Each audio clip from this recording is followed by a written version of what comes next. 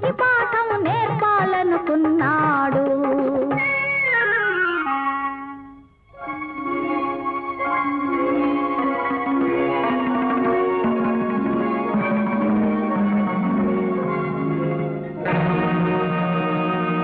సృష్టించాడొక స్త్రీమూర్తిని, చేశాడు రెండుగా దానిని, తెల్లనిదే మంచన్నాడు, నల్లనిదే చెడుగన్నాడు. అల్లదిగో మానవలోకం, అక్కడిగో పొమ్మన్నాడు.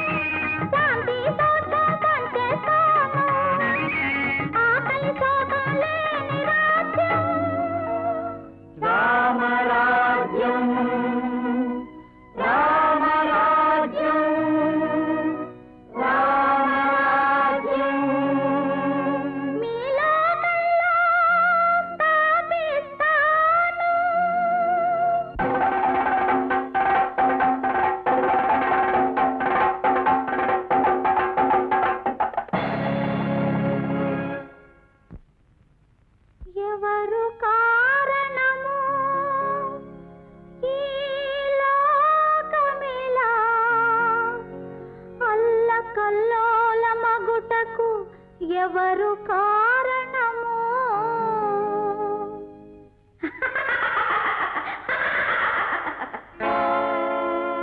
ఎవరు కారణము ఈ లోకమిలా అల్లకల్లోలమగుటకు?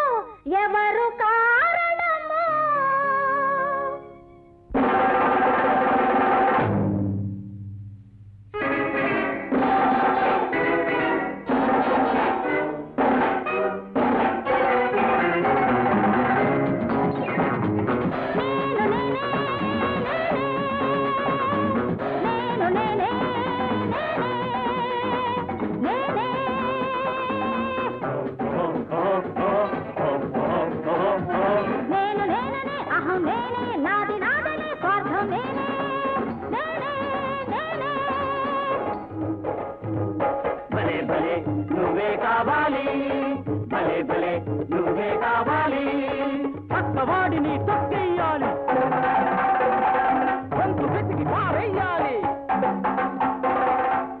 తవ్వి బుక్ చెయ్యాలి.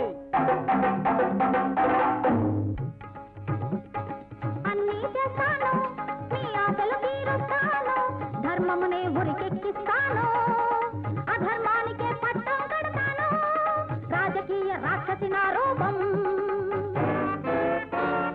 రాపిడి దోపిడి నా రాజ్యం, ఫిరంగి నాకు మృదంగము, పేద భూమి నా నాట్య రంగము.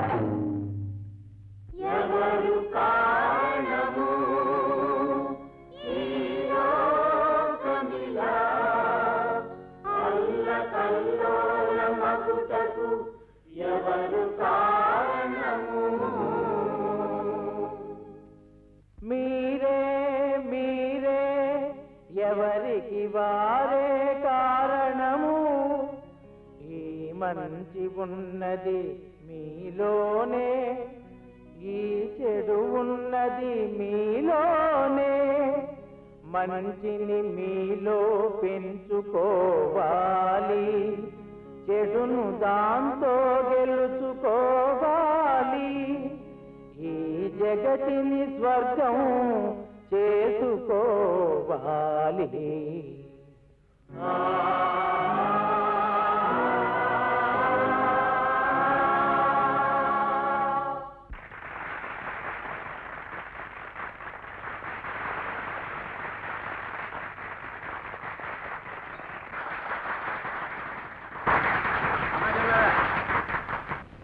ఏం చెప్పాలో ఎలా చెప్పాలో తెలియటం లేదు, నోట్లో నుంచి మాట రావటం లేదు.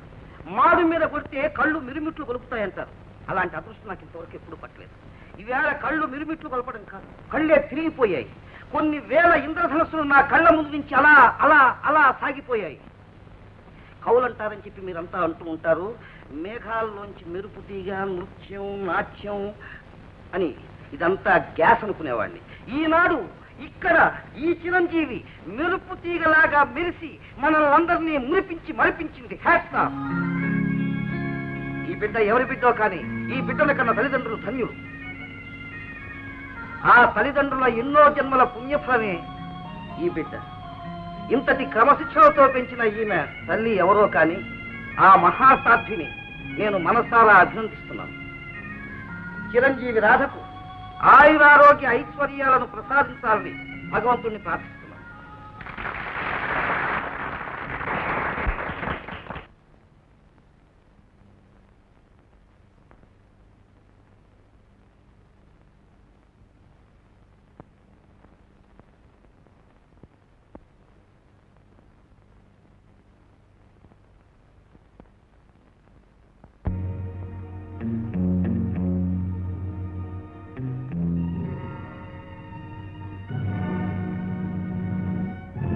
సంవత్సరాల నుంచి కంటి మీద కునుకు లేకుండా ఈ శుభ సమయం కోసమే ఎదురు చూస్తున్నాను.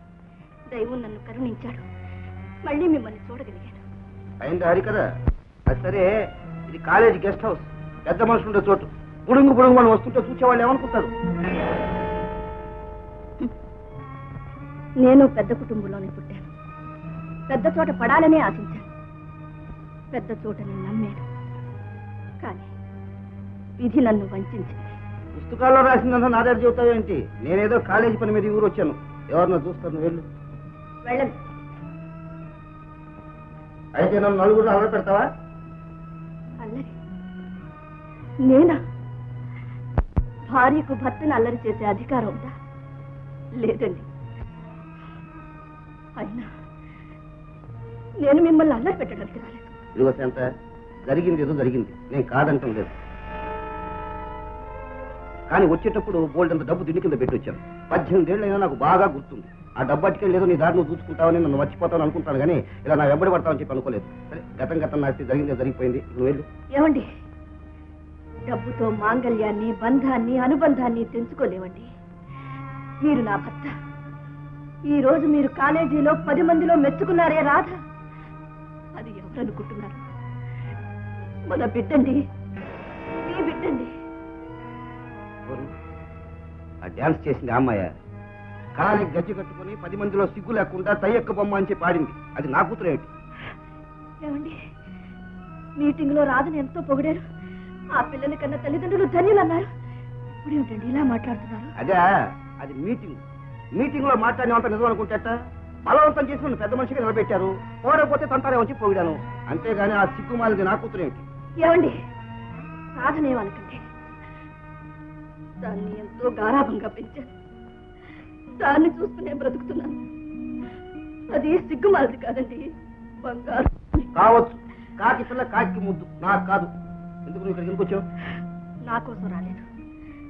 నన్ను మీ భార్యగా స్వీకరించమని అడగడానికి రాలేదు. ఆ ఆశ నాకెప్పుడో పోయింది. సంఘంలో దిక్కులేని ఆడదానిగా ఎన్నో అవమానాలు, బాధలు పడ్డాను. లేచిపోయిందన్నారు, పతితన్నారు, కులటన్నారు. ఆ మాటలు పడి పడి నా గుండె బండబారిపోయింది. కానీ అది అభం శుభం తెలియని పసిపిల్ల. అది కన్నీళ్లతో నా తండ్రి ఎవరమ్మా అని అడుగుతూ ఉంటే సమాధానం చెప్పలేకపోతున్నాను. అది తండ్రి లేని అనామకురాలుగా కాకులాగా పడితే ఈ లోకానికి గురి కాకుండా నాకు ఒక్క సహాయం చేయండి. రాధ మీ బిడ్డని 10 మందిలో ఒక్కసారి చెప్పండి. మీరే తన తండ్రిని తెలిసి దాని ముఖంలో వెలిగే ఆనంద రేఖలు చూసే భాగ్యాన్ని నాకు ప్రసాదించండి. నువ్వు చెప్పినట్టు అలా చేస్తే నా పరువు ప్రతిష్టలు ఏమైపోతాయి? ఇష్టం వచ్చినట్టు చేసుకో, చూసుకో. ఇంతటితో నా ఊరి అక్కర్లేదు. ఆ డబ్బుతో మీ పరువు ప్రతిష్టలు కొనుక్కోండి. మీ బిడ్డల భవిష్యత్తు కాపాడుకోండి. నా బిడ్డ భవిష్యత్తు నేను చూసుకోగలను.